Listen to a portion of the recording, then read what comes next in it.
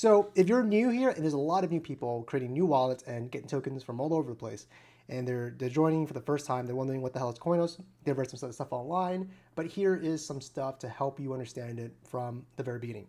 So Koinos, it's a project that was developed by a team of like five or so engineers and entrepreneurs that were formerly, most of them at least, part of the Steam project. If you don't know what Steam is one of the first social media blockchain applications. It's not the first one, but it's one of the few first.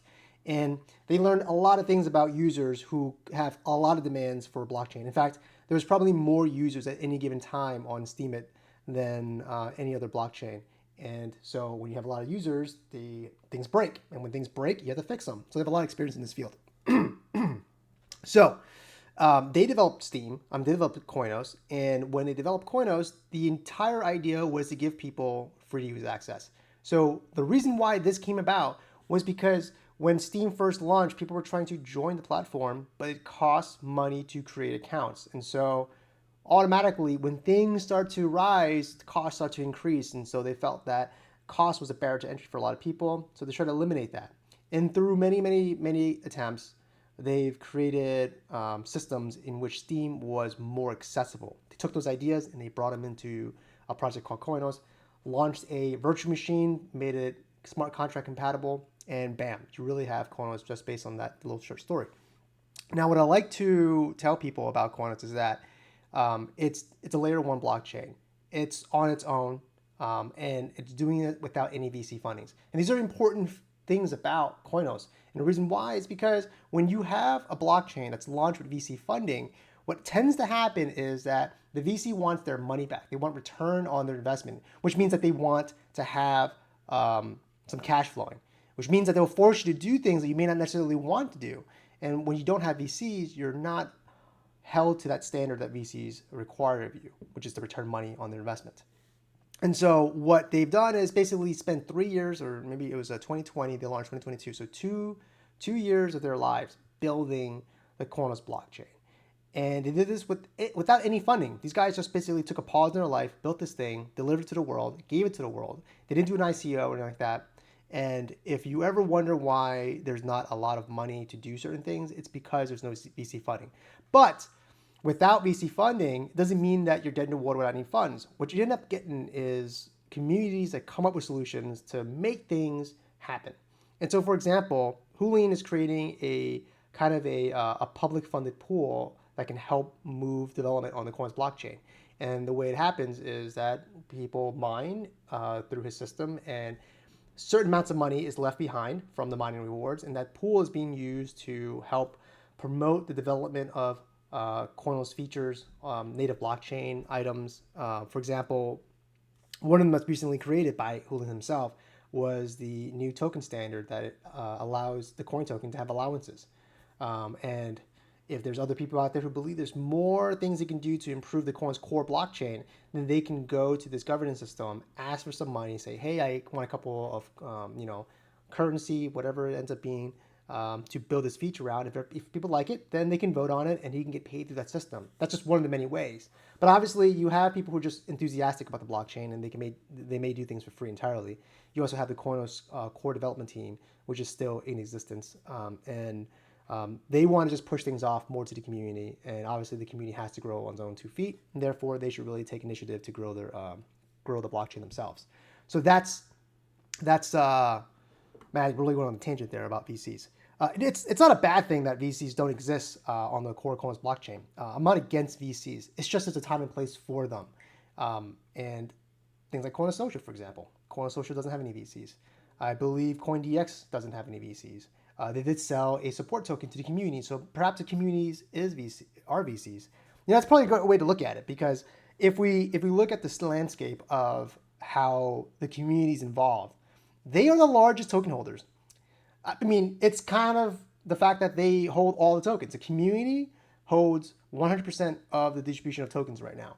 And they basically are the VCs of the entire project. If they don't move the coin to different places, by different places I mean dApps that come up with some unique value proposition, and they're not encouraging the growth of the ecosystem. You basically have to create such value in your dApp that you incentivize somebody to give you their coin so that you can power your application. If you already bought a bunch of coin and you don't know what to do with it, then you should probably spend it on somebody who has a really good value proposition for you. At the same time, if you have a bunch of coin and you have an idea you want to launch, you should probably launch that idea. And that's what we did with Burncoin, with Cap, with Koinos Social. That's what people have done with CoinDX, with Collection, with Fogata. I mean, like the list of applications right now it's getting larger and larger that I can almost not name them all. So that's a really good incentive for you to spend your tokens or to create ideas that are very, very valuable to people so that they would spend their tokens on your project. So anyway, moving back to Koinos, the community has a lot to do with supporting the network. And it's a very important part of the community to be able to grow the network yourself. And it kind of speaks to the grassroots development of this project. It's really by the people for the people. Anyway, so if you're getting involved in Koinos, there's a little bit tidbit about it. What else did I cover here?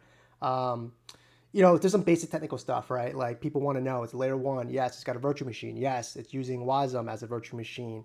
It's gasless. You hold tokens to use the blockchain. You know what? Let's go into that a little bit. So the system that most people are familiar with, in fact, it's the only system out there that's been popular, is the gas fee system. And so the gas fee system in blockchain is a reference to the need to pay a cost in order for someone to provide some resource. And so whether it's Bitcoin, Ethereum, or any of these blockchains, Solana, AVAX, they all have gas fees. You, as a person who wants to perform a transaction on the blockchain, you submit this transaction with some tokens, the tokens that are native to that blockchain. So if it's AVAX, it's AVAX. If it's ETH, it's ETH. If it's Bitcoin, it's Bitcoin. And you incentivize the miner. The miner is the person who's actually providing the computational power to run this transaction. You give them some money and say, hey, can you process this transaction? Now, the problem is that this is happening at the same time from multiple users, right? There's a bunch of people coming in saying, hey, process my transaction. And somebody will pay more for their transaction to be processed. And so we get this issue where transaction fees begin to climb as different people view their transaction as more value than yours. And so gas fees, they start ramping up with usage, with more transactions.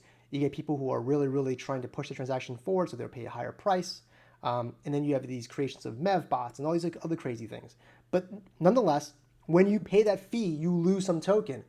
And the question is that, are you allowing people to express the value of their transactions by throwing money at it? And that means that some people won't get their transactions processed? Does that really mean it's accessible? Or does it mean that at high usage times, for example, Ethereum's fees can get, $300-400 sometimes. But at high usage times, only people who have enough money can use the blockchain. And so does that really make accessibility, make sense for accessibility? Does it really make sense if you have that kind of format for applications that we really want to be accessible at all times? That brings up a really good question about how these systems are used. And so the answers to that have been to reduce gas fees as much as possible through layer 2s. But what if you can just eliminate gas fees entirely? And that's kind of the approach that Koinos took. They have managed to eliminate gas fees entirely through a mana system. And mana is really just the same as gas fees. There's really no difference. It's just how it's expressed. And in gas fees, you're expressing your decision to process the transaction based on how much you're willing to spend, dollar-wise, right? And so you have to buy the Ethereum, buy the AVAX, buy the Bitcoin, whatever it is. And you have to throw the transaction with a bunch of money at the miner and say, hey, please process this. Now with Mana system, you're not doing that anymore. What you're doing instead is that you're buying a bunch of tokens early on, or you're borrowing it, coin in this case, with a K, and you're saying, hey, I've got this coin, and by holding it, I have a right to use X amount of resources in the blockchain. If that X amount of resources is available for me to use, I get to use it. And I don't have to pay anything because I've already pre-purchased everything. Now, some people would say, hey, that's still a fee. In many ways it is. You're buying a one-time cost to access. The question is that a better user experience than something like Ethereum? Well, what Mana allows you to do is cover the cost of your user's transactions up front. And so if I'm a dApp and I say, hey, I think I've got a really good use case for people and want to ensure that people get to use it even at high traffic times, how much coin do I need? Or I can create these incentive mechanisms and publicly gather coin, because at some point people aren't using all their tokens, and I can gather coin from people and power the application and provide some type of return on value for them. And so these systems and dynamics are changing so that you can actually create a user experience that's completely free for the user. The best example of this is the application that I just launched with Roman. It's called Koinos Social. We don't even have a name for it yet. It's just a project name. So in order to access it, we don't have some kind of like fancy website. It's just koinos-social.vercel, V-E-R-C-E-L, .app.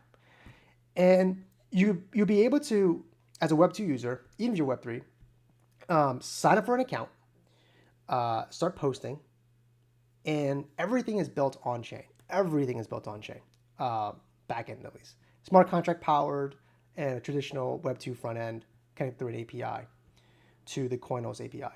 So in this system, you're using a pure Web3 app. You're signing in with a private key. You are posting to a blockchain and signing that transaction with a private key. You're replying to people and you're seeing things, you're pulling things from the blockchain. And so this is a really good example of how you can give a Web2 type user experience for a fully Web3 application. And I think this is where we're going to go with future Web3 apps. You're going to see more people be able to give you a Web2 experience, but it's fully Web3 or some hybrid of Web3. At least the important part should be Web3. And that's what Koinos Social, that's what Koinos has allowed Koinos Social to do. We got to change the name, by the way. If you know of a really good name, maybe you should post it out there and let us kind of consider what are some names that we can use, because yeah, Koinos Social, just a project name, not the best name out there. But we were so focused on launching the application and giving people a use case for Koinos and then getting feedback. So we just said, you know what, screw it, name doesn't matter. Whatever name we pick, we can always just change it anyway. We don't even have a website yet. But we'll release it out there to our small users, which I think right now it's like 300 and something. So thank you guys for being there. But we're pushing out some great releases. Today, you're actually going to get another update. Stand by for that. So yeah, I think today we covered up Koinos as a whole, some early beginnings. We covered some stuff about Mana and VCs. We're going to have more talks like this, but I'll keep it short, and I hope you guys enjoyed this video. Later.